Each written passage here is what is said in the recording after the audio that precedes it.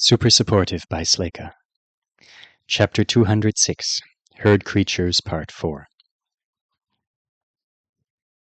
Standing on a beach as the tide came in, but so much darker than that. The roiling substance that was not water, that was not substance, the threat.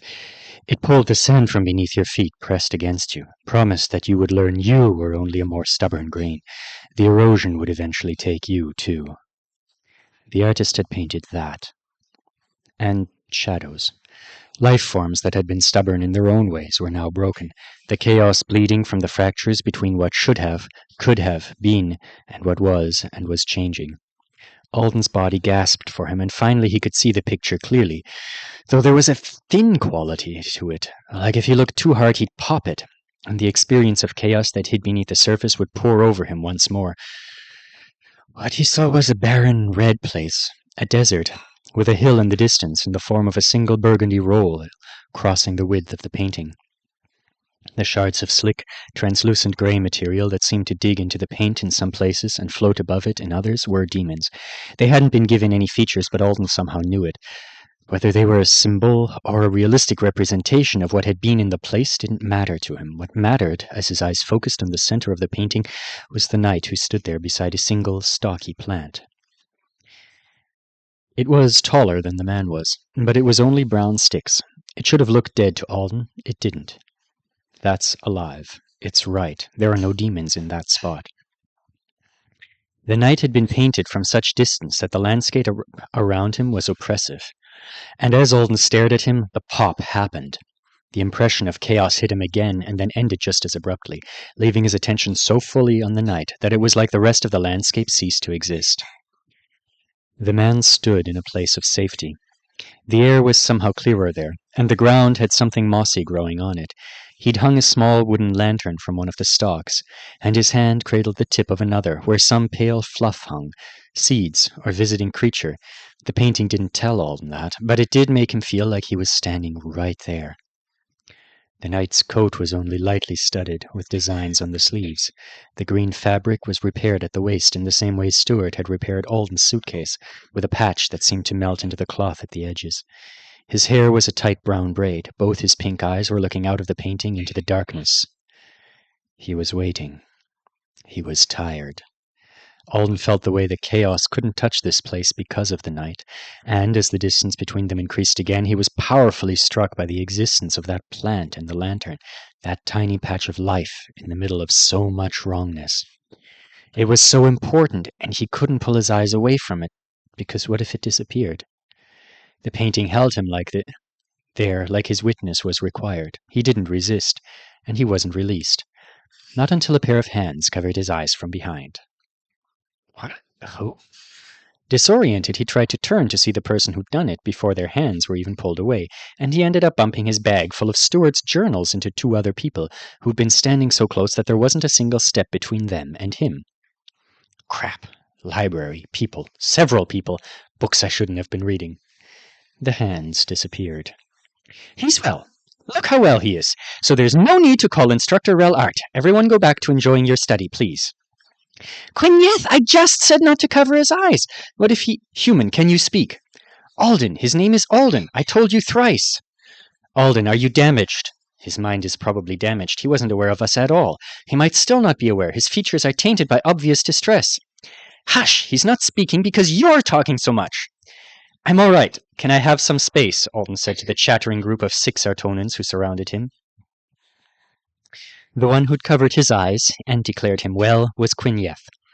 In her outfit with the woolly cape, she might have looked more put together and official than the other students, who were all dressed differently from her and from each other, in what must have been their casual weekend preferences.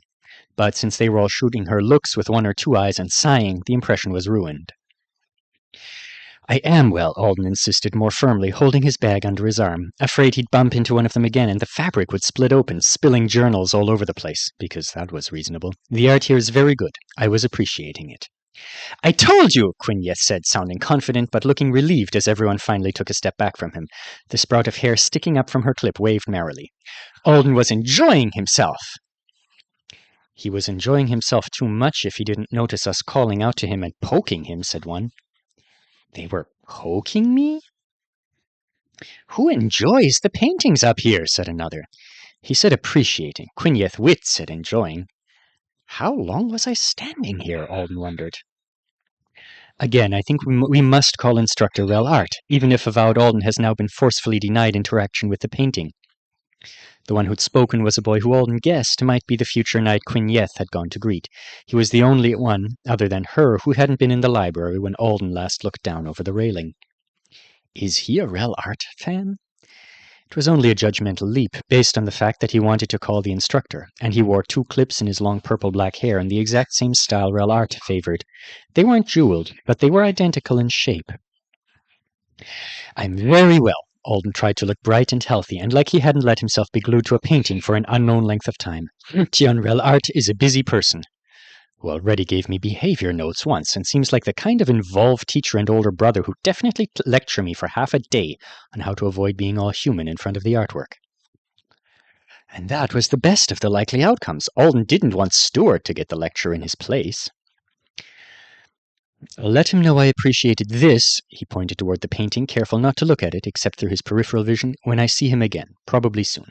I think Stu and I are going back to his house soon.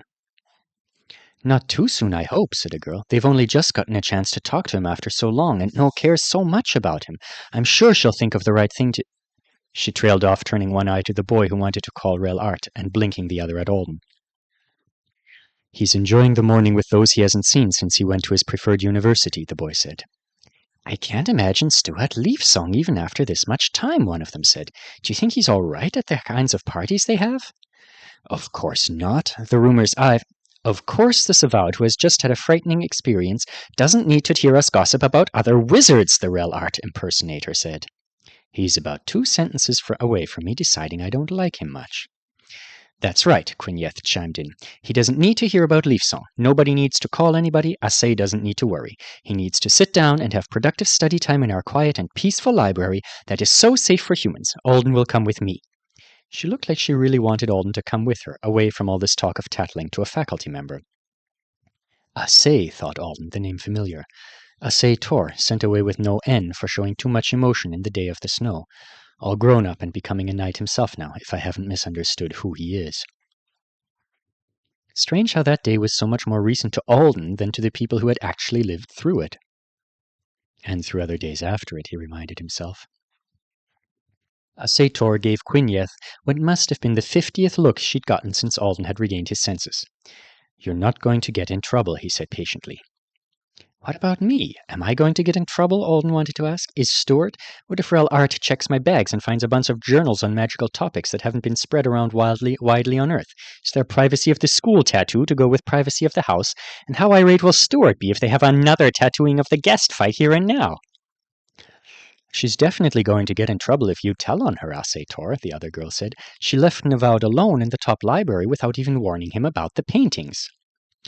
I knew how this kind of painting worked, Alden volunteered. I don't think you should blame Quinyeath for that. And I think you should trust me to know if I need to speak to someone or not. I'm capable of making decisions about my own well-being.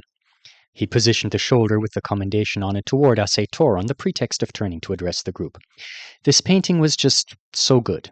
Now I know to bring someone with me if I want to look at the ones that aren't made especially for my species. Quinyeath, let's go so that my presence isn't a distraction for these students. I don't know all your names, but thank you for your worry and poking. His mouth might be saying let me go, but internally he was wishing that they'd all go away for 2 minutes so that he could put the journals back. They didn't. Instead, he got belated introductions to everyone. Assay Tor introduced himself as Declared Assay Tor, which confirmed Alden's earlier assumption that the Declared title referred to someone who'd made the choice to become a knight, but hadn't yet made their first affixation. Assay Tor talked less stiffly once it was decided by the majority of the others that Alden wasn't in need of help, and that no harm had been done. One of them thought he must be the first human to ever set foot in the Rapport school. Another was curious about how he knew Stuart well enough to be a family-approved guest. And, though that was the most obvious thing for them to wonder, Alden was completely unprepared with clever answers. He said, We met at Leaf Song, and we've been staying in touch since I was rescued by the Quaternary. Then he tried to be vague when they asked follow-ups. It was like he'd shown puppies he was hiding bacon in his pockets. They sensed a story. He couldn't come up with any non-bacony responses when they pried. And they pried a lot before he finally made an inelegant escape by telling Quinyeath he needed a tour of the nearest bathroom.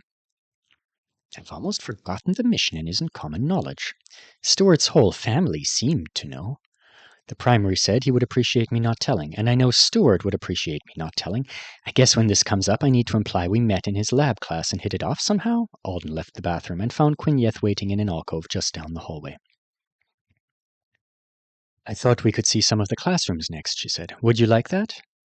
Is Stuart still busy? They finished with the Bokabov, and he decided to help Gilor and the others prepare materials for one of the guest instructors who'll be coming this week.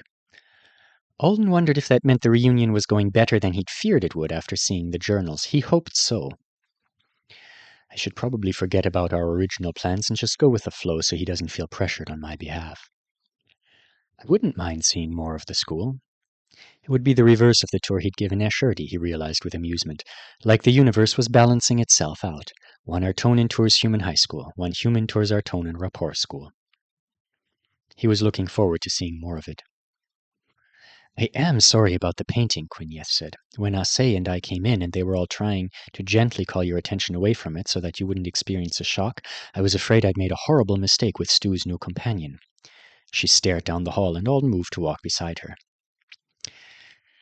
I can take the blame for that myself. I should have known to be careful of the paintings. It must be similar to the way he was so susceptible to the inward path at Yenupezeth's House of Healing. I've had experience with getting pulled in by things like that before. They were walking past a window blazing with sunlight, and Alden had to squint to see her properly. The hallway beneath their feet transitioned smoothly from wood to grass for a couple of steps, then back. It was a feature Alden didn't see a reason for unless it was aesthetics or a need to have a ground element here on the upper floors. Did you really like it? She asked. The paintings up there, I love them. I did like it. Not in a simple way like I like warm sun or good food, but it felt like an important thing to see. The chaos wasn't too much? It wasn't real chaos, Alden said. There had been enough distance and enough difference that it didn't give him flashbacks to his own time in a world stripped and altered by corruption, thank goodness. It was like the painting, or its creator, knew exactly how to control the effects so the meaning wasn't lost in the horror. I only started accessing the top library this year. If I could stare at them as hard as you were, I would, Quinyeath said. Our nights... It's wonderful to see people I know choosing to place their hands and feet where the knights who came before did. I knew Asay would choose it before he ever said it. I don't know what it will feel like one day when I see him painted in that way, but I know it will happen. If you're so stoked that some of your classmates are making the choice, then why won't you respect Stuart's? Alden was still angry about the skill research journal with the blank comments page. It was hard to forget about it when he was carrying it farther and farther from the shelf it belonged on with every step he took. Maybe he wasn't picking up on every detail that made things the way they were, but he couldn't imagine how Stuart could have experienced his old school friends ignoring that one journal as anything but a slap every time he checked it for replies. Luckily, before he asked Quinyeath that question in what would no doubt have been a challenging tone, his better judgment caught his tongue and he picked up on what she'd just said. Only accessed that library this year, plus Stuart was surprised she'd chosen Votary already, and No N made the comment about her doing it as soon as she wouldn't look silly for rushing. Quinyeath was younger than Stuart, No N, and Asay Tor, maybe by a significant enough amount that they had never even shared classes, and she hadn't had reason or time to read a graduate's journal, as far as Alden knew. Don't group her in with the Gokorachis. She's a nice person who was excited to show off her vanilla candle from Earth. You want to be Asay Tor's votary, he said. How did you decide that? And is it something that's sure once he's a knight? How does everything flow now that you've both made your choices? We don't have an obligation to each other, she answered. I can still change my mind about how I want to serve the needs of the rapports, and of course a knight can always decide not to have a votary dedicated to them. Asay's been my older sibling in behavior for years, though, so we know each other well. I'm not brave enough to do what he's doing, but by deciding early that I'll help him, I'll make some of his troubles fade. He can choose his course of study with confidence that I'll make up for any slack. He can tell me all his secrets, and I'll keep them eternally. He hasn't told me yet, but he could.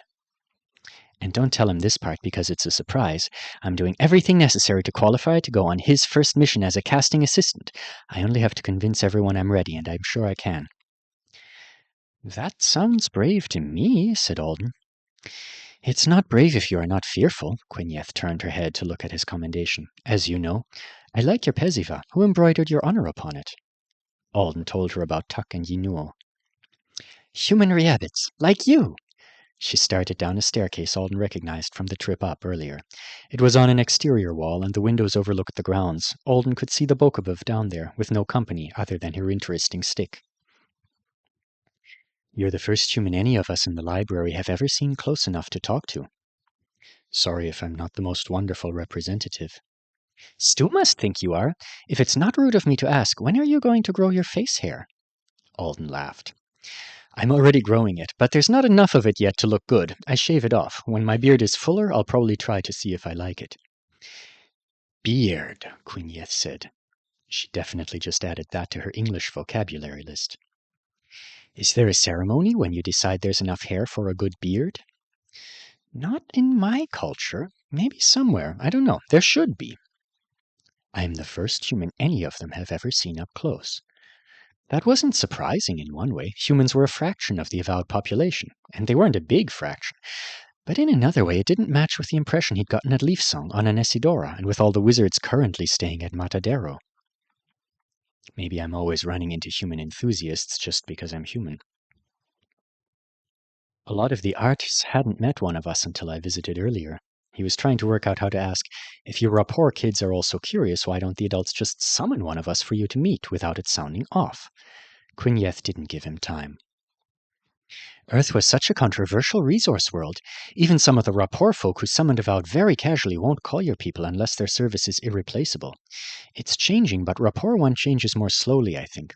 The first thing Ase asked when I told him you were here was whether or not I was sure you were a human, like I might have been confused about it after walking with you all over the school. She trailed her hand through the fringe on the bottom of a tapestry and they left the stairs behind. He was so surprised that he asked that before he even wanted to know about Stu finally coming back. Asay thinks Instructor Rel Art is hinting that he hopes will include his brother in the beauties and traditions of school votary service. Do you think that's what the instructor wants? Did he say anything to you about it? The duty list says Stu will be here tomorrow too, so we have time to plan something special. Alden's burning interest in why Earth was so controversial was dampened by the question about Stuart. Queneth was asking so sincerely, like it was obvious to her that Stuart's personal guest would be on board with a plan to fill his life with special votary service moments. It threw him off balance. She's just asking if Stuart wants to do votary traditions with them. Maybe he would under certain circumstances. Maybe it's gone well with Noan and the others, and he'd love to now. But he was totally going to run away from them all earlier. And there was the assumption that Relart was giving them all hidden signals through their chore list of all things. It feels like she's scheming against Stuart without realizing she's scheming against him. The messenger bag on his shoulder felt heavier than it had a moment ago. Deciding what to say was hard. Stu is very sure he wants to be a knight, he said. He hasn't changed his mind. Maybe he would enjoy spending time with you all and experience the traditions with you, but I think he would be hurt if you only included him in something special for the wrong reasons. She stopped and faced him, so he stopped too. Do you think their reasons are bad? I don't know what all the reasons are, Alden said slowly, but if Stuart knows them and disagrees with them... Queneth rose up on her toes and then went back down again a couple of times, her expression thoughtful. Asay says if he had Stu's place in the way of things, he wouldn't let his feelings deafen him to the call of better service. Better service? Stuart's life is his father's centermost joy. Normally I wouldn't say so about a person with siblings, but even his siblings say it openly. And then there is all their love for him, and Tion Ali's Artas. If Stu is wrong, he risks more than himself, more than most people who choose the path of highest onus. When Alden didn't answer quickly, she hurried to add, I think about it from my own perspective, too. There are no knights in my family, but I have Asay to consider. I know for sure I'll be able to carry the role of votary, so even if I do love the paintings, and imagine sometimes, trying what I'm not sure I can do would be too selfish, wouldn't it? She looked like she was really hoping for an answer. I don't know, said Alden, but Stu is sure, and the primary gave his permission. Only after his son got his foot chomped and his leg exploded while hanging out with people committing a criminal act. What was the primary thinking? Declared Acetor probably made the most thoughtful choice for himself during his own choosing season, he said. I doubt he had time to choose more properly for Declared Stuart than Declared Stuart could. So, he gave her a friendly smile because he didn't want her to feel like he was mad at her. She seemed more like the Gokoracha's kid sister who jumped the gun on her own choosing season a little bit if she was confiding hints of wistfulness in the outsider she'd just met today. I am not sure what Rel Art thinks, but the bulk of it is something Stu requested for me. I needed to see one for my mind healing. I hope the instructor only wants to do a fun thing for the children at the school while he was helping me anyway. My respect for him will be profoundly diminished if he used his brother's kindness toward me to manipulate him into a situation that makes him unhappy. Quineth gasped. Probably the word Alden had used for profoundly was too strong. Claiming I'll lose respect for a knight is kind of wild, actually, he admitted to himself. Rel Art would have to be heinous for him to actually stop respecting his sacrifices, and so far all the guy had done was get him a herd creature and possibly nudge his little brother and his little brother's former friends together, using Alden as an excuse. Well, I said it, so let's not backtrack on it when I'm trying to make a point. Thank you for offering to show me the classrooms. It sounds fun, and I enjoyed visiting your room and smelling the candle and meeting you. But I want to go see Stu now. If he's busy, I don't mind watching and waiting. He made it 3 steps down the hall before Quineth was chasing after him, her words tumbling over themselves as she tried to simultaneously tell him that she would lead the way to Stu, and that Instructor Rel Art was a beacon of forthrightness and worthiness, and she couldn't believe she had said something that suggested, in the smallest way, that he might be capable of respect-diminishing plots. By the time they made it outside, Alden felt like he owed her a cup of hot chocolate for her nerves. She tried to direct him toward the hillside stairs, but she shook his head and pointed toward the back wall of the courtyard. He's that way. She blinked. Let me send a message. They were all supposed to be at... I know the way, Alden said. I can target him. It's part of my skill. He could feel Stuart in that direction. Hello, I'm coming your way, he texted. If you don't want me to, shout or send a spell, or glare at me when I arrive. It was absurd that he could run around the rapport and sleep in the same cottage as Stuart, but Stuart still couldn't text him back without impersonating evil. He didn't have the I Am Evil tablet with him here, as far as Alden knew. No shouts or spells came, so Alden climbed up the root-festooned courtyard walls and headed uphill. It was almost too steep for the first few steps, but it became more manageable. I'll leave, Quineth said suddenly from behind him. No says I should. He looked back at her. She was just standing there on a hummock that was half root, half soil, watching him hopefully. He wondered if she wanted him to give her permission to stay. It seems equally likely that she wants me to tell her I changed my mind about Rel Art. Do you want a piece of fruit from Earth? He asked. The next time I come, I could bring you one.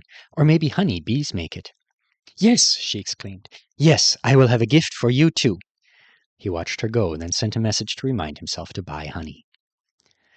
Only a couple of minutes later, he and Stuart found each other under one of the trees. Ah, they got him the whole outfit, Alden thought, taking in the sight of the woolly cape and the long skirt-like layer that split in the front to reveal the pants. It was a cool-looking uniform. I'm sorry our plans were interrupted, Stuart spoke with unmistakably false cheer. I hope you enjoyed the Bokobov and the school. I'm glad you got to see the interior. It's an important part of the rapport, and Alden let the primary sun ramble until the purple faded from his ears. Then he said, I accidentally ate swimmers that are poisonous for my liver, and I looked into a painting at the top library that I couldn't escape from on my own. And I upset Quineth by telling her that I would have diminished respect for Rel Art if he used my Bokobov to make your life harder. Stuart stared at him. Alden smiled. You ate something poisonous to you? That was the smallest mistake of the morning. The contract said I didn't eat too much. I feel fine. Poison is not a small mistake, Alden. It was. Did you hear about how I insulted your brother? Rel's feelings are less important than your liver. I should have been more watchful after you ate that jar of oil. Shh! The oil was embarrassing. They were still staring at each other. Stuart had a real smile fighting its way through the fake one he'd been wearing just a moment ago. Was it all right? Alden asked, seeing the people you used to spend so much time with? Or should we have run to hide in the woods? It was shitty, Stuart said. They were very happy to see me, and I have missed them, and it was shitty. Alden nodded. Are we leaving? Yes, Stuart said fervently. The messenger bag weighed about 100 pounds now. Good, but first, I really did make a mistake. I hope you won't be angry. If it was a mistake, of course I won't, Stuart said. We will not be friends who lose our affection for each other because of mistakes, will we? Oh no, he's making me want to tell him even less. I don't intend to be that kind of friend. Let me explain. I know I wasn't supposed to be reading in the library at the top of the tower. Stuart's brows lifted.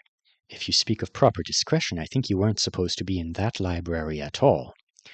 Right, you're right. But I wanted to be there, so I didn't tell Quinyev no when she took me. I even said, yes, please take me there, I want to go. And I found some books upstairs. Those aren't books. No, but they had writing in them, and I was interested in them, and I was looking at some of them when someone started talking about how there was a human in the library. I was afraid they were going to be upset when they found me reading up there, so I panicked and put the ones I was looking at in my bag. Stuart's eyes turned to the bag. You took study journals? Alden winced. I panicked, he repeated. I wouldn't have done it if I'd had thoughts in my head other than panic. Can I blame this on being human? If I could split my thoughts, part of me could have panicked and another part of me could have been calm and responsible. Only if you have a medical problem, Stuart disagreed. That's not how fear is supposed to affect an Artonin. Alden sighed. I know. Stuart was still looking at the bag. This is not unmanageable, he said. First, you'll tell me what you read. If it's so serious that the idea of being caught reading it gives you intense fear, then it may be something we have to cover with a contract. Next, I'll return the study journals to the library. After that, I can schedule a meeting between you and the students who wrote the journals. Meetings? For you to apologize to them, Stuart said matter-of-factly. I'll apologize to them, too. Oh, my sweet echoing Clerms, he's so non-casual about this. Is it because I committed an offense against educational materials? It is, isn't it? Here, Alden said, hastily opening his bag and grabbing the journals. And here. He shoved his hand into his Peziva's hidden pocket. I only took 7. I'm sorry. I read the first couple of pages of each and then all the comments people wrote in the backs. Then I got caught by the painting. He held them out towards Stuart, who was looking down at the stack with widening eyes. The silver swoop on top of the first pale purple cover glimmered. But these are all mine? He sounded unreasonably confused about it. I recognized the color. It's the same as your aureate, so they were easy to find. But then I couldn't put them all away quickly. That's because you took so many! I apologize. I was interested in them. Stuart looked up from the stack at last. Why? Because they're yours, and I know you. You said you read the pages at the back. I wanted to find out what school here was like for you. That's so nosy of me, he thought. Why am I confessing to snooping through his past? I'm as bad as how you eavesdropping and then telling everyone about that. And as I said that, I realize how nosy it is. Is there an Artonin word for nosy? I'm that, and I'm very sorry. I won't take 7 of your notebooks from the top library again without permission. Stuart smiled and took the stack from him. Did you like the first pages of my thoughts for the studies? He asked. Since you read those? He's not mad? I did. The teleportation one looks like it would be fascinating if I knew all the other sources of information you referenced. The one about skills, I could tell you were working hard to figure yourself out. You were finding your way toward Maker of Narrow Ways, weren't you? I imagined you taking your time to find the perfect skill for yourself, one rooted in concepts of connection even though it severs. It's very meaningful to see a record of that. Stuart held the stack of journals to his chest. I was doing that, thank you. Alden waited for him to say something else. He kind of expected it to be something about not eating poison or not picking up manuscripts in the first place if you were afraid of being caught with them. Let's go take some more things from the school, Stuart said. What? It's important to have others acknowledge your strength and determination, isn't it? I respect yours. There are rings here I can use to create much more realistic demon-like effects with my casting. I think we should use them to train you this afternoon. Is this a reward for my mistake? No, I just want to give you my sincere best, since we are learning partners of a sort today. He strode down the hall toward the school. It took him a while to realize Alden hadn't followed right after him. Rust-colored eyes turned back questioningly. I'm coming. Thank you. I'll do my sincere best, too.